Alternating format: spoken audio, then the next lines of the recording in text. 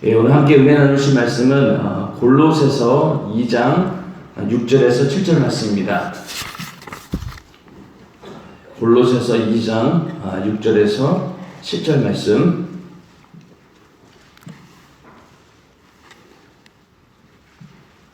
찾으신 줄 알고 한 목소리로 합독하시겠습니다. 그러므로 너희가 그리스도 예수를 주로 받았으니 그 안에서 행하되 그 안에 뿌리를 박으며 세움을 입어 교훈을 받은 대로 믿음에 굳게 서서 감사함을 넘치게 하라. 아멘. 오늘 읽으신 본문은 사도 바울이 로마에 있는 옥중에서 기록한 옥중 서신 중에 하나입니다.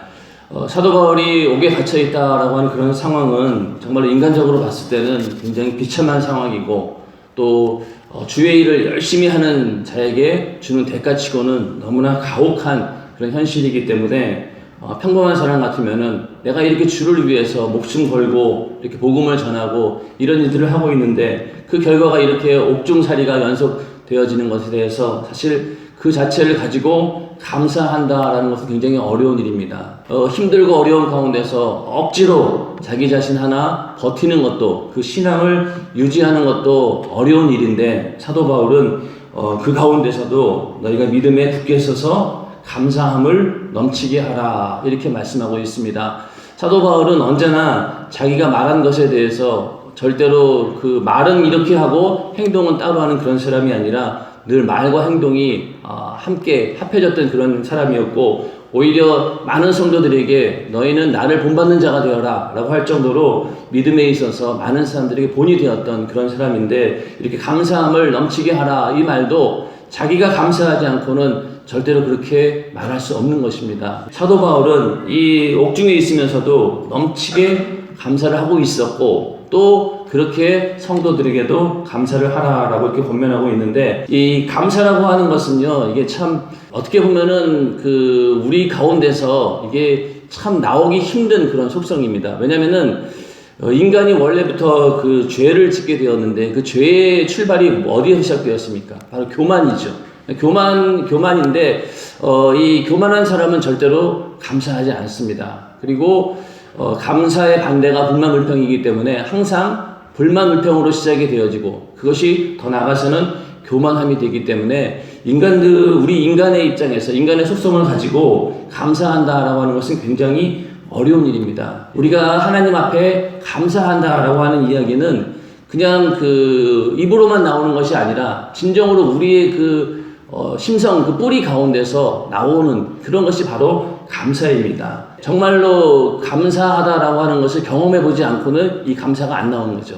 그래서 우리가 살면서 힘들고 어려운 일이 있을 때일수록 감사가 많이 나옵니다. 이 사람이라고 하는 것은요, 항상 가끔씩 충격을 가해줘야 됩니다. 여러분들이 예수를 믿게 되었을 때 당신을 생각해 보세요. 여러분들이 제일 첫 번째 받았던 충격이 무엇입니까?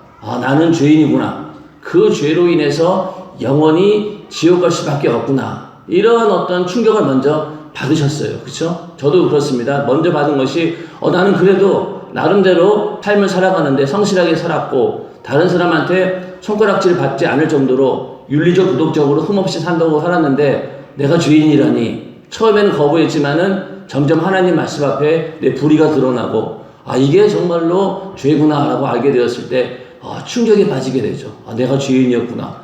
또 그 죄의 대가로 인해서 영원한 지옥의 형벌을 받게 되었다라고 하는 말씀을 들을 때 충격을 받습니다. 그러면서 은혜를 받게 되죠.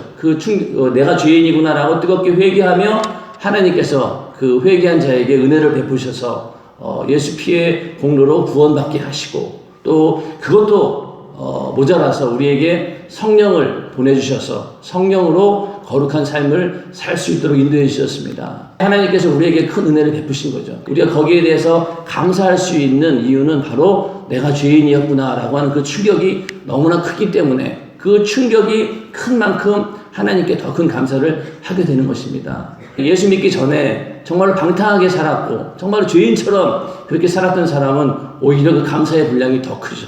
이런 쓰레기 같은, 도저히 회복이 불가능한 그런 구제불능인 나 같은 사람을 하나님께서 하나님의 자녀 삼아주시고 더 나가서 교회 일꾼으로 써준다고 하는 것이 이게 믿어지지 않을 만큼 감사한 일입니다.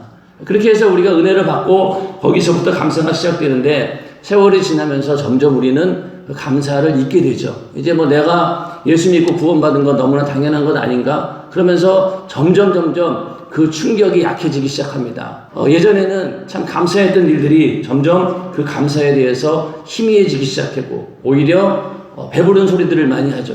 내 교회에 와서 예전에는 예배 드린 것 하나만도 참 감사했는데 특히 이제 가족으로부터 남편으로부터 핍박을 받거나 또 부모로부터 핍박을 받아가지고 이제 막 어떻게든 막 추석성에 와가지고 또 설날성에 와서 막 은혜 받으려고 막 했는데 그때는 그랬는데 이제 하나님의 은혜 가운데 가족들이 다 예수 믿고 이제 함께 이제 다 예수 믿는 가정이 되었어요. 그러면 오히려 더 열심히 나와야 되는데 그렇지 않고 이제 추석 연휴가 시작되었으니 우리는 뭐 제사 안 지내니까 다 그냥 가족들끼리 어디 가서 모여가지고 가족 예배도 드리고 그러고 휴일을 즐겁게 보내자 이렇게 생각하는 사람들도 있다는 얘기죠. 성에 나오는 것이 부담스럽고 모이는 자리가 불편스러워지는 이런 것들을 보게 됩니다. 그렇게 되면서 점점 우리는 감사를 잃게 되는 것이죠. 우리 감사라고 하는 것은 이제 먼저 내가 이미 받은 것에 대한 하나님에 대한 감사가 먼저 시작이 되는 겁니다. 그러니까 우리가 뭐 특별히 새로운 것을 받아서 또 감사하는 것이 아니라 이미 내가 받은 것만으로도 충분하다는 얘기죠. 그러니까 우리가 지옥에서 구원받아서 천국 갈 수 있다라고 하는 이 사실 하나만으로도 우리는 그것이 넘치는 감사의 조건인 줄로 믿으시기 바랍니다. 그렇죠? 근데 일단 그거는 이미 우리가 받은 거잖아요. 그런데도 우리는 거기에 대해서 감사하지 못하고 있고 또 내가 이미 존재하는 것 이 자체가 하나의 어떤 감사죠.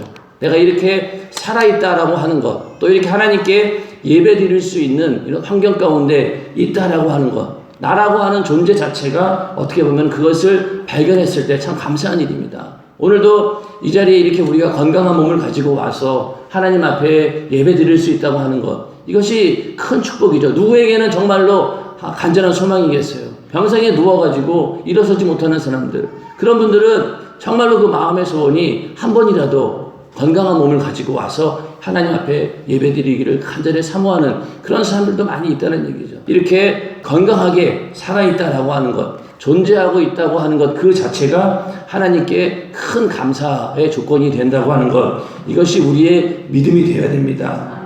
그리고 또 한 가지는 내가 이미 가지고 있는 것들 이런 것들에 대해서 감사는 가치를 부여하게 만듭니다. 아까 말씀드린 것처럼 내가 지옥에서 나와서 하나님의 자녀로서 영원한 천국에서 영원히 산다라고 하는 이 사실이 대단한 가치를 부여하지 않고는 감사하지 않게 되는 거죠.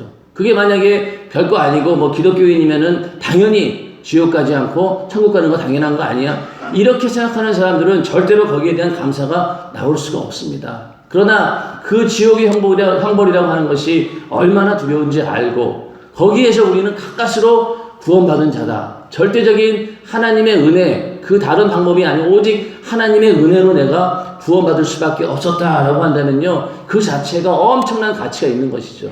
그러니까 거기에 대한 우리는 가치 부여가 그렇게 되었을 때 우리는 그에 합당한 감사가 나오게 된다는 것입니다. 그게 없으면 안 된다는 얘기죠.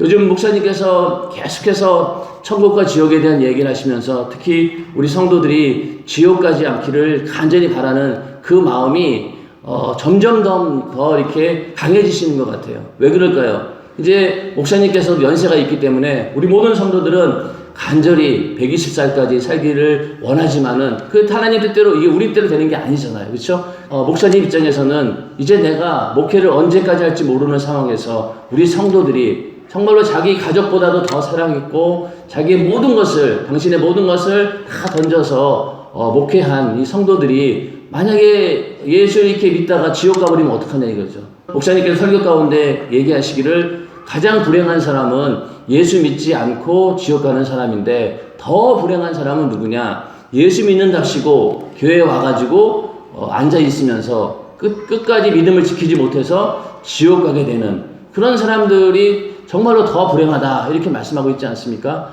시편 90편 10절에 보면은 그게 이제 모세의 기도인데 모세가 어떤 얘기를 하냐면 우리의 연수가 70이요 강건하면 80이다. 그러나 모두 수고와 슬픔밖에 없다. 인생이라고 하는 것이 마치 날아가는 것처럼 느껴진다. 이렇게 고백을 하고 있습니다.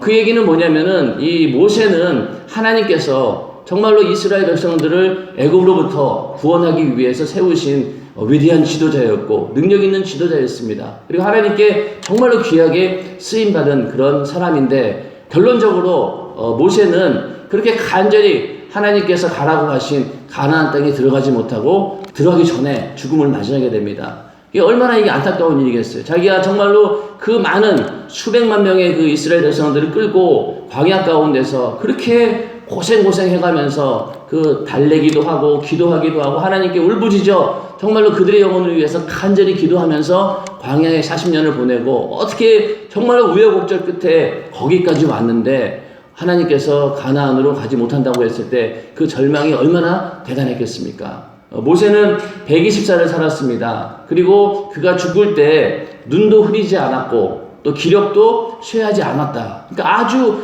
건강한 상태로 죽음을 맞이한 거죠. 만약에 모세가 육신이 연약하고 막 거의 이제 건강이 안 좋아가지고 어쩔 수 없이 죽었다라고 하면은 그나마 덜 절망적이겠지만은 멀쩡히 살아있고 아직도 기력이 왕성한데 하나님께서는 그를 데려가신 거예요. 그러니 얼마나 이게 아쉬웠겠어요. 가나안에 들어가지도 못하고 또 이게 아직도 건강하고 내가 충분히 일할 수 있는데도 하나님께서 불러가신다라고 했을 때 참 절망적이었을 겁니다. 그러나 그 모세의 입장에서는 자기가 이스라엘 백성들을 끌고 오면서 굉장히 많은 사람들의 삶을 보았을 것입니다. 그 가운데는 수많은 사람들이 그러니까 70년, 80년밖에 못 산다는 이유가 뭐냐면은 하나님의 진노와 심판이 임하는 바람에 오래 살지 못한 거예요. 중간에 간음하다가 죽고 또 우상 숭배하다가 죽고 여러 가지 이유로 하여튼 하나님 말씀에 불순종하고 하나님 뜻대로 살지 않았기 때문에 그 모든 저주와 심판 가운데 있다가 70년, 80년을 살다가 죽어가는 그런 인생들을 너무나 많이 보았기 때문에 더 안타까운 거죠. 그리고 자기 자신도 결국은 가나안 땅에 들어가지 못하는 이 비참한 처지가 되었다라는 것을 고백하고 있는 것이 시편 90편입니다.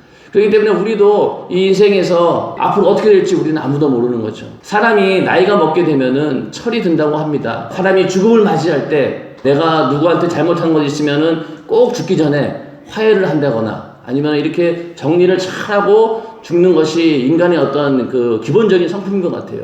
그런데 악한 마귀는 또 그것을 그냥 그대로 두지 않습니다. 예를 들어서 우리 인간이 나이가 먹어서 철이 들어서 이제 하나님께 돌아가야 되겠다라고 하는 그런 마음을 그냥 내버려 두겠습니까? 절대로 내버려 두지 않죠. 어떻게든 끝까지 목숨이 끊어질 때까지 방해하다가 결국 예수 믿지 못하게 만드는 것이 마귀 역사가 하는 일이기 때문에 우리가 나이 먹어서 내가 이제 신앙생활만 열심히 할 수 있는 그런 환경에 있음에도 불구하고 우리는 그렇지 못한다라고 하는 것이 현실인 거죠. 오히려 나이가 들면 들수록 더 조급해지고 더 삶에 대한 애착이 강하다 보니까 욕심이 늘어나게 되고 그래서 오히려 젊었을 때보다도 더 신앙생활을 못한 채로 그냥 아주 초라하게 하나님 앞에 인생을 마감하는 그런 사람들이 얼마나 많습니까? 그렇기 때문에 우리는 한시도 이거를 마음을 놓을 여유가 없는 거죠. 그래서 정말로 사람이 태어나서 죽을 때까지 하나님의 뜻대로 하나님께서 기뻐하시는 그 모습대로 살아갈 수 있다라고 하는 것이 이게 얼마나 감사한 일인지 모릅니다. 그렇기 때문에 우리는 항상 기도할 때 내가 정말로 그 죽기 직전까지 정신이 또렷해가지고 하나님 말씀 듣고 그 말씀 가운데 있다가 내가 죽음을 맞이하는 그런 행복한 죽음이 우리에게 있기를 주님의 이름으로 축원합니다. 그래서 요즘에는 그 사람들 얘기가 세상 사람들도 웰빙이라고 하는 것도 중요한데 더 중요한 거는 뭡니까? 웰다잉이다.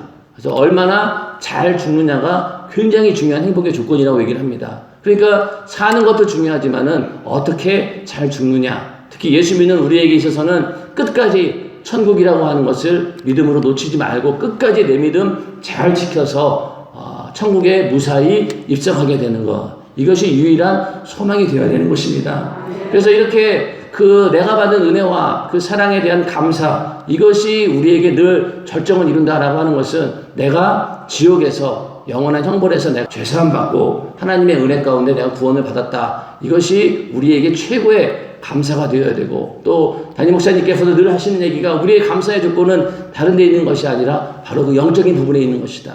비록 우리가 이 땅에 살면서 다른 것에 대한 감사가 없을 수도 있잖아요. 예수 믿었다고 해서 다 물질적으로 풍요로운 것도 아니고 모든 일들이 그냥 일사천리처럼 형통해지는 것도 아니고 오히려 더 힘들고 더 어려워지고 이 사도 바울처럼 오히려 신세가 더 처량해질 수도 있는 거잖아요. 그럼에도 불구하고 우리가 감사할 수 있는 그 첫 번째 이유는 바로 내 영혼이 영원한 지옥에서 구원받았다라고 하는 이 사실이 늘 우리 안에 충격적인 감사로 다가와야 됩니다.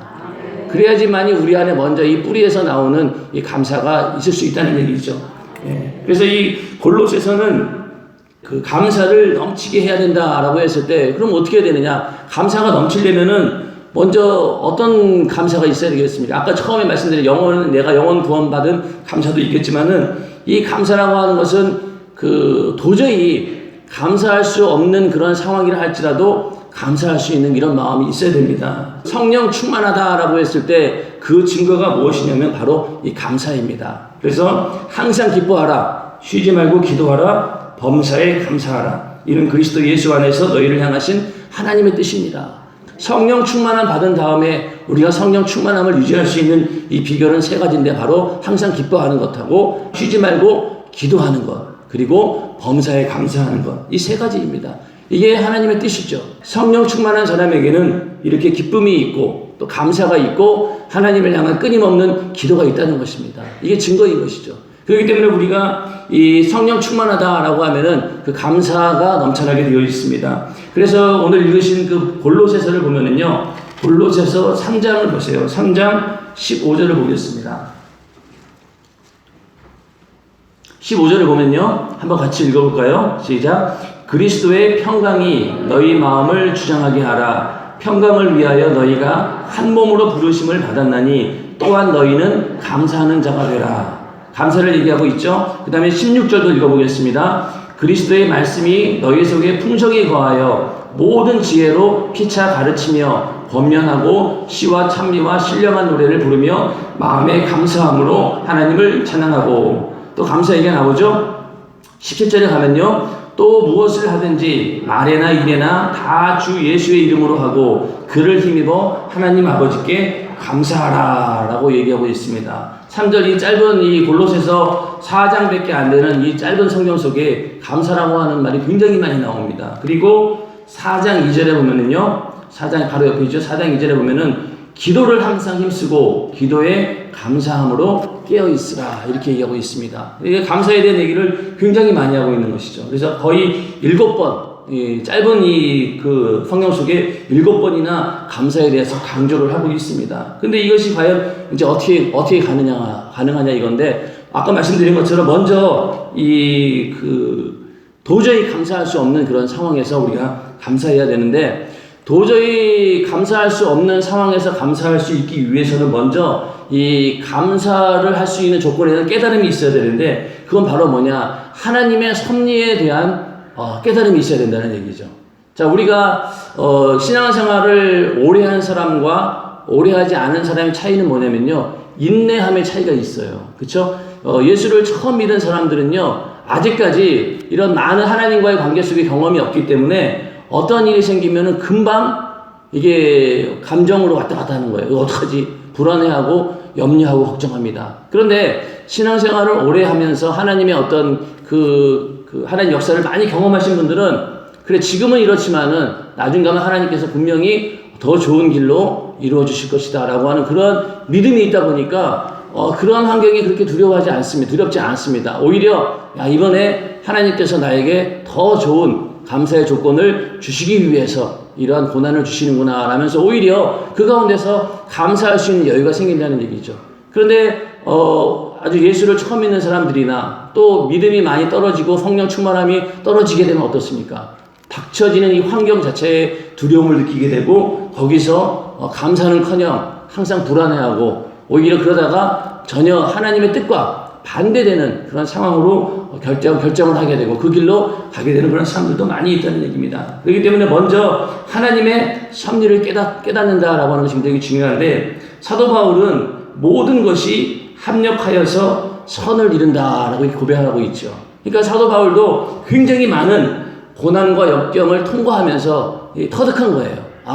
모든 것이 합력하여서 선을 이루는구나. 지금 내가 당하고 있는 고난과 어려움 이런 것들이 지금 봤을 때는 힘들고 어려운 문제이지만은 결국은 이것들도 나중에 다 합력해서 다 모여져서 하나의 선을 이루기 위한 과정에 불과하구나라는 그런 마음을 갖게 됩니다. 그거에 대한 믿음이 이제 점점 견고해지는 것이죠. 그래서 우리가 어떤 문제나 어려움이 온다고 해도 그것이 당장 이제 어떤 결과가 나타나지 않는다고 해서 거기에 대해서 우리는 불만할 필요도 없고 불평을 가질 필요도 없고 때를 기다리면서 기도하며 하나님께서 합력하여서 선을 이루어 주실 것이다 라는 분명한 믿음을 가지고 기다리셔야 됩니다. 자, 여러분들도 기도해서 가족들을 많이 구원하신 분들이 있잖아요. 그렇죠? 여러분들의 기도를 통해서 하나님께서 역사하셔가지고. 그런데 여러분들이 생각해 보세요. 그때는 정말로 절망적인 상황이었어요. 도저히 예수를 믿을까라고 했던 그런 가족들이 어느 순간에 그쵸 변화가 돼가지고 지금 함께 예배를 드리고 있단 말입니다. 그러면은 지금 봐서는 별거 아닌 것처럼 보이지만은 그 당시 때는 어땠어요? 완전히 절벽이었잖아요. 절망이었잖아요.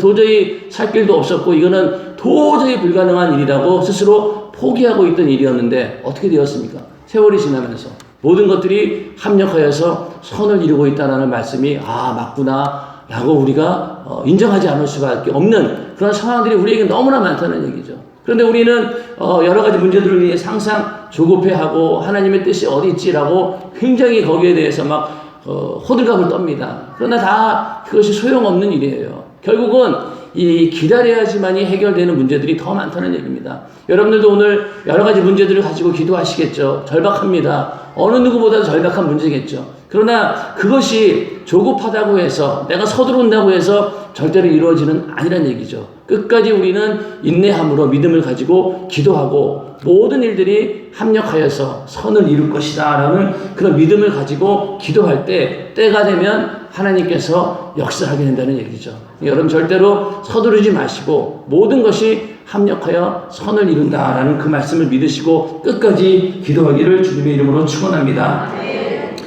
사도 바울은 그가 가지고 있는 그 마음의 소원 또 하나님을 향해 품은 비전이 뭐였냐면은 이 전 세계를 복음화시키는 것입니다. 그는 로마에 가서 복음을 전하는 것을 간절히 원했던 사람입니다. 그 로마에 가서 복음 전하는 것을 이루기 위해서 얼마나 많은 또 기도를 하고 또 준비를 했겠습니까? 그런데 하나님께서는 그 일을 이루시는 데 있어서 전혀 예상치 못한 일들로 그 일을 이루시게 된 거죠. 사도 바울이 이제 전도 여행을 마치고 예루살렘에 갔을 때 그곳에서 누명을 쓰고 붙잡히게 됩니다. 그리고 소송을 당해서 억울하게 죄인이라고 하는 누명을 쓰면서 그 죄수의 몸을 가지고 로마까지 끌려온 거죠. 사도 바울이 처음에 계획했던 바가 바였고 기대했던 바였겠어요? 어느 누가 내가 옥에 들어가서 잡혀가서 그렇게 해서 복음을 전하기를 원하는 사람이 누가 있었겠습니까? 그런데 하나님께서는 그런 식으로 해서 사도 바울을 끌고 가는 것을 이제 사도 바울도 나중에 가서 이제 알게 된 거예요. 이런 식으로 하나님께서는 옥중에 내가 죄인 내 몸으로 끌고 가서라도 그곳에서 복음을 전하게 만드는구나. 그러면서 옥중에 끌려가서도 그는 절대로 포기하지 않았고 좌절하지 않았고 오히려 그 가운데서 복음을 전하다 보니 하나님의 역사가 나타났고 또 그로 인해서 그 지역에 있는 교회가 세워지게 되었고 결국은 로마에 가서 복음을 전하겠다라고 하는 그 꿈이 이런 식으로 이루어졌다는 얘기죠. 그러니 사도 바울 입장에서는 너무너무 감사한 일인 거예요. 옥중에 있다 할지라도 하나님께서는 복음을 전하기 위해서 전 세계에 복음을 전하기 위해서 그때는 로마로 향해야지 모든 것이 이루어지기 때문에 로마에서 복음을 전한다라고 하는 것 그것도 그 로마 황제 앞에서 복음을 전한다라고 하는 것은 전 세계인들에게 복음을 전하는 것과 똑같은 그런 역할을 하기 때문에 그렇게 가기를 원했던 것이고 하나님께서는 그것을 그런 식으로 길을 열어주신 것입니다. 여러분들도 지금 아마 어떠한 목표를 위해서 또 원하는 바를 위해서 마음의 소원을 가지고 기도하고 있죠. 그러나 그 목적을 이루는데 어떻게 우리가 하나님께서 우리를 사용하실지는 아무도 모르는 거예요. 그러니까 지금 내가 좀 어려운 상황 가운데 있다 할지라도 도저히 하나님의 은혜가 없을 것 같은 그런 불안한 가운데 있다 할지라도 절대 포기하지 마시고 반드시 합력하여서 선을 이루시게 되는 하나님을 기대하시기를 주님의 이름으로 축원합니다. 욥기서를 보면은 그가 많은 고난을 받았지만은 결국은 주신 자도 여호와시고 취하신 자도 여호와시오니 여호와의 이름이 찬송을 받을지니라. 이 믿음 때문에 욥은 고난을 견딜 수 있었고 끝까지 견딘 결과 어떻게 되었습니까? 예전보다 더 많은 축복을 받게 되었고 하나님을 더 경외하는 그런 사람으로 되었습니다. 도저히 감사할 수 없는 그런 상황 가운데서 감사할 수 있는 그런 믿음이 우리에게 있어야 되는데, 그런 믿음을 갖기 위해서는 모든 것이 협력하여서 선을 이룬다라고 하는 하나님의 섭리에 대한 믿음이 있어야 된다는 얘기죠. 그래서 우리는 그 믿음을 가지고 끝까지 어떠한 어려움이 온다 할지라도 이겨내는 저와 여러분 되시기를 주님의 이름으로 축원합니다. 또 한 가지 우리가 도저히 감사할 수 없는 상황에서 감사할 수 있는 것은 거절당한 은혜 가운데 하나님께서도 우리의 기도를 거절하시는 경우도 있어요. 사도 바울의 예를 들면은 고린도후서 12장에 보면은 그런 얘기가 나오죠. 사도 바울이 어떤 육체의 어떤 질병이 있었습니다. 그래서 어떤 사람은 뭐 안질이라고 얘기하고 또 어떤 사람은 심하게 얘기해서 간질병이다 이렇게 얘기하고 있는데, 하여튼 굉장히 그 안 좋은 병을 가지고 있었어요. 그리고 그 질병을 위해서 3번이나 하나님께 간절히 기도합니다. 그런데 하나님께서는 그 기도를 거절하시게 되죠. 나중 가서 사도 바울이 이제 깨닫게 됩니다. 고린도후서 12장 7절 한번 보세요. 7절부터 9절까지. 고린도후서 12장 7절부터 9절. 자, 보시면은 7절. 여러 계시를 받은 것이 지극히 크므로 너무 자고하지 않게 하시려고 내 육체의 가시 곧 사단의 사자를 주셨으니 이는 나를 쳐서 너무 자고하지 않게 하려 하심이니라. 그러니까 하나님 입장에서는 사도 바울이 교만하지 않도록 하기 위해서 육체의 가시를 주었다는 거예요. 그게 바로 질병의 고통입니다. 그러니까 그것마저 없었다라고 하면은 사도 바울은 거의 완벽한 사람인 거죠. 오히려 그것이 교만의 요소가 되어서 하나님을 배반할 수도 있는 그런 상황이잖아요. 하나님께서는 그가 너무 교만하지 않게 하기 위해서 이렇게 육체의 질병을 끝까지 두신 겁니다. 그 기도에 거절하신 거죠. 그래서 8절에 보면은 이것이 내게서 떠나기 위하여 내가 3번 주께 간구하였더니, 기도했다는 겁니다. 간절히. 근데 하나님께서 어떻게 얘기하시냐? 내게 이르시기를 내 은혜가 내게 족하도다. 이는 내 능력이 약한 데서 온전하여짐이라 하신지라. 이러므로 도리어 크게 기뻐함으로 나의 여러 약한 것들에 대하여 자랑하느니 이는 그리스도의 능력으로 내게 머물게 하려 함이라. 아멘. 자, 이런 고백이 우리에게도 있기를 주님의 이름으로 축원합니다. 그래서 네 은혜가 족하다는 거예요. 여러분들도 아마 내가 받은 은혜 외에 더 많은 것들을 하나님께 간절히 간구합니다. 이것도 주시고 저것도 주시고. 근데 안 주세요. 어떤 경우에는 이게 빨리 좀 줬으면 좋겠는데 안 주는 게 더 많은 거예요. 얼마나 이게 답답합니까? 그쵸? 예수 믿으면은 하나님께서 이렇게 살아계시고 나를 축복해 주셨다라는 그런 간증도 하고, 그래야지 이게 사람들한테 전도도 되고 이러는데 내가 사는 이 모양을 보니 도저히 그런 것 같지는 않고, 그러면서 은근히 이제 하나님께 불만불평이 쌓이게 되는데, 그때 하나님께서 하시는 말씀이 내 은혜가 너에게 족하도다 이렇게 말씀하고 있는 거죠. 여러분들이 이렇게 건강한 몸으로 여기 와서 예배 드리는 것, 또 수많은 교회 가운데서 연세중앙교회로 보내시고 그 가운데서 하나님 말씀을 듣고 그래도 그 말씀에 순종하면서 여기 버티고 있다고 하는 것 그 자체가 큰 축복인 줄로 믿으시기 바랍니다. 이게 감사한 일인 거죠. 그걸로 어떻게 보면은 네 은혜가 족하다 이렇게 할 수도 있는 거예요. 그럼 우리는 사실은 할 말이 없어요. 왜? 이것이 가장 큰 일이기 때문에. 그렇기 때문에 우리에게 항상 그 은혜가 족하다. 그러니까 하나님께서 이렇게 기도해도 거절하시는 기도가 있다는 얘기죠. 자, 요셉이 그 구덩이에 빠졌습니다. 형들의 어떤 모함에 의해서 질투에 의해서 이제 그를 죽이기 위해서 구덩이에다 이제 쳐넣었어요. 거기서 그 요셉이 얼마나 건져달라고, 제발 살려달라고 형들에게 얼마나 애원했겠습니까? 그러나 그 애원을 거절했어요, 형들은. 그리고 나서 구덩이에 혼자 갇혀 있으면서 하나님께 얼마나 많은 기도했겠어요. 하나님 제발 이 구덩이에서 나를 건져주세요라고 아마 눈물 흘리면서 별 방법을 다해서 거기에서 빠져나오려고 애를 썼을 것입니다. 그런데 하나님께서는 그 기도를 당장 들어주시지 않았죠. 결국은 구덩이에서 나오긴 나왔지만은 죄인된 몸으로 팔려가게 되었고, 그러면서 그 이후로 또 옥살이도 하게 되고 옥에 갇혔다가 또 나왔다가 또 들어가게 되고 이러면서 고난의 길을 쭉 가게 됩니다. 그러니 이 요셉의 어떤 삶을 보면은 꿈의 사람 요셉이라고 하지만은 그가 당한 그 고난을 보면은요 절대로 그렇게 좋게 말할 수가 없는 그런 삶을 살았던 사람입니다. 그렇게 구덩이에 빠지면서부터 어떻게 되었습니까? 하나님께서는 어떤 섭리가 있었던 것이고, 그 당장의 기도는 거절해 주셨지만은 결국은 요셉을 통해서 수많은 생명이 살아나게 됩니다. 그래서 창세기 40장 5절에 보면요, 요셉이 나중에 가서 그 형제들을 다 만나고 그때 어떤 얘기를 하게 되냐면, 하나님이 생명을 구원하시려고 나를 당신 앞에 보내었나이다, 이렇게 얘기하면서 결국 이스라엘 백성들을 구원하기 위해서 요셉은 선택받은 자이고, 요셉을 통해서 이스라엘이 그 기근에서 또 그 모든 절망 상황 가운데서 구원하기 위해서 요셉을 구덩이에 빠뜨리게 하신 겁니다. 창세기 50장 20절에 보면은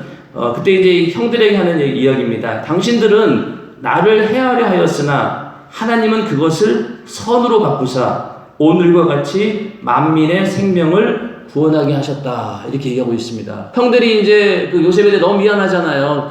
자기들 때문에 이렇게 되었는데, 그래서 그거에 대해서 너무 미안해하지 말아라. 왜? 그걸로 인해서 하나님께서는 그것을 선으로 바꾸셔서 오늘과 같이 많은 이스라엘 백성들을 구원할 수 있는 그런 길을 열어주시지 않았느냐, 이렇게 얘기를 하고 있는 겁니다. 요셉은 이제 와서 알게 된 거죠. 구덩이에 빠졌을 때는 도저히 절망적인 상황이었고 내 인생이 어떻게 될지 두려움도 있었겠지만은, 그러나 그 결과로 봤을 때 모든 것들이 합력하여서 선을 이루게 되므로 하나님이 주시는 큰 복을 받게 된 그런 자가 되었습니다. 우리의 삶 가운데도 여러분들의 지금 처한 상황이 이 요셉이 빠진 구덩이보다도 더 심할 수도 있죠.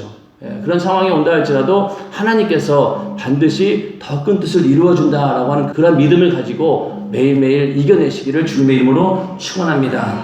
감사를 넘치게 하는 그 방법은, 먼저는 내가 근본적으로 어떠한 것에 감사해야 될 것인가. 그건 아까 처음 말씀드렸죠. 내 영혼이 지옥의 형벌로부터 구원받았다고 하는 사실, 그거 자체가 최고의 감사의 조건이 되어야 되고, 또 그 가운데서 이제 우리가 신앙생활 하면서 도저히 감사할 수 없는 그런 조건이 온다 할지라도 그 가운데서 우리가 감사할 수 있는 것. 또 한 가지는 하나님께서 거절하셨다라고 하고, 또 하나님께서 나의 기도를 이루어주지 않았다 하더라도 그것 자체에도 우리가 감사할 수 있는 이 믿음을 가질 때 우리는 비로소 오늘 본문에 읽으신 말씀대로 감사를 넘치게 할 수 있는 것이죠. 이게 없으면은 절대로 넘치는 감사가 나올 수가 없습니다. 아무리 짜도 안 나와요. 왜? 하나님을 받은 게 없거든요. 뭔가 내가 돈도 많이 벌고 잘 되고 일도 잘 되고 눈에 보이는 어떤 가시적인 그런 성과가 있을 때 하나님 감사합니다, 이렇게 감사하는 것이 대부분의 사람들이잖아요. 그런데 그런 것이 전혀 없다라고 할 때 감사할 수 있는 이유가 어디 있겠습니까? 없다는 얘기예요. 그러나 사도 바울처럼 고난 가운데서도 감사하고, 그러니 결국은 이 감사할 줄 아는 사람은 겸손한 사람들이죠. 그런 분들은 지나가다가 내가 진짜 숨쉬고 있는 것 자체만으로도 감사하다, 이렇게 느끼게 되겠죠. 왜? 살아있는 것 그 자체가 감사한 것이고, 내가 이미 받은 것들만 해도 감당하기 어려운 감사라는 겁니다. 근데 우리는 이미 그렇게 다 받았음에도 불구하고 더 육신이 원하는 대로, 또 육신의 소욕과 정욕이 원하는 대로 뭔가 더 많은 것들을 채워주기를 바라는 그런 정욕의 욕심 때문에 오히려 하나님을 원망하고 불평을 갖게 되고 감사하지 못하게 된다는 것입니다. 이러한 도저히 감사할 수 없는 그런 상황 가운데서, 또 늘 부족하고 또 모자란 가운데 하나님께 감사할 줄 아는 그런 지혜로운 성도가 되시기를 주님의 이름으로 축원합니다. 지금 기도하겠습니다. 기도할 때 하나님, 모든 것들이 협력하여서 선을 이루게 되는 그 하나님의 섭리를 깨닫게 하시고, 그 섭리 가운데 내가 있기를 원합니다. 그 가운데서 늘 감사하기를 간절히 바라고 원합니다. 감사가 내 안에 넘치게 하여 주시옵소서라고 기도하시고, 어떤 어려움과 역경과 또 고난과 힘든 일이 있다 할지라도 좌절하지 않고 끝까지 믿음으로, 인내함으로 믿음 잘 지켜서 마지막 순간에 하나님께 영광 올려드리는 그런 감사가 우리 안에 있기를 원합니다 라고 기도하시고, 여러분들이 가지고 있는 여러 가지 문제들을 위해서, 또 담임 목사님의 강건함을 위해서, 또 지금 건축 중에 있는 동탄 성전 건축을 위해서, 또 이 나라와 민족을 위해서도 이 시간 주여 상창하시고 함께 기도하겠습니다. 주여